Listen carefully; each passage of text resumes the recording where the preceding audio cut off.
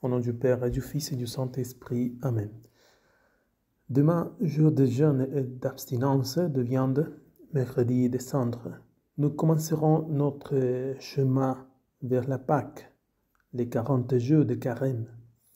Carême vient du latin quadragesima, qui signifie 40 jours.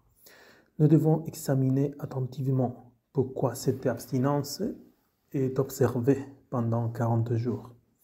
Moïse, pour recevoir la loi une seconde fois, a jeûné 40 jours. Élie, le prophète Élie, dans le désert, s'est abstenu de nourriture pendant 40 jours. Le Créateur de l'homme lui-même, Jésus-Christ, venant parmi les hommes, a jeûné 40 jours dans le désert. Efforçons-nous aussi, dans la mesure du possible, de limiter notre corps par l'abstinence pendant ce temps de carême, afin de devenir, selon les mots de Paul, une hostie vivante. L'homme est à la fois une offrande vivante et immolée, dit saint Paul. Lorsque, sans quitter cette vie, il fait mourir en lui les désirs de ce monde. C'est la satisfaction de la chair qui nous a poussés au péché. Que la chair mortifiée nous rende le pardon. L'auteur de notre mort, Adam, a transgressé les préceptes de vie en mangeant le fruit défendu de l'arbre. Il est donc nécessaire que nous, qui avons perdu les joies du paradis à cause d'un aliment, nous nous efforcions de les retrouver par l'abstinence. Mais qui peut imaginer que l'abstinence seule nous suffise?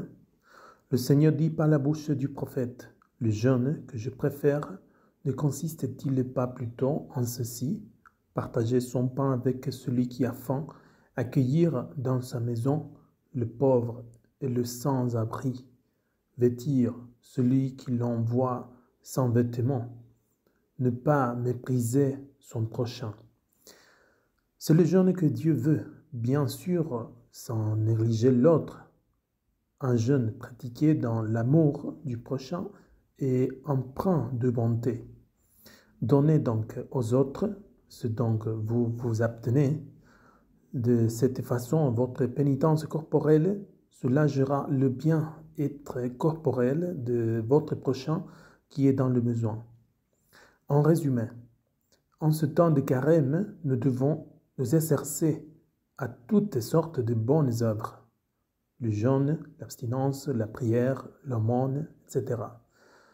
Le jeûne est obligatoire pour les personnes en bonne santé, âgées de 18 ans à 59 ans. En dehors de cet âge, il n'est pas obligatoire, mais il est recommandé. Le jeûne consiste à ne prendre qu'un seul repas par jour. L'Église n'exige cette pénitence que le mercredi des cendres et le vendredi saint.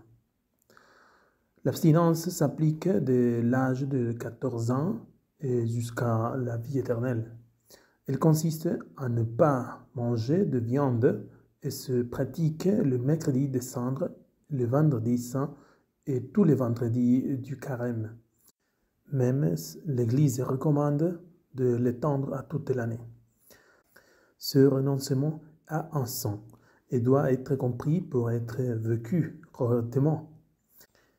L'important est de comprendre que cet acte est une pénitence et de s'approcher un peu plus de ce que nous vivons, la fête la plus importante, la passion et la résurrection de Jésus.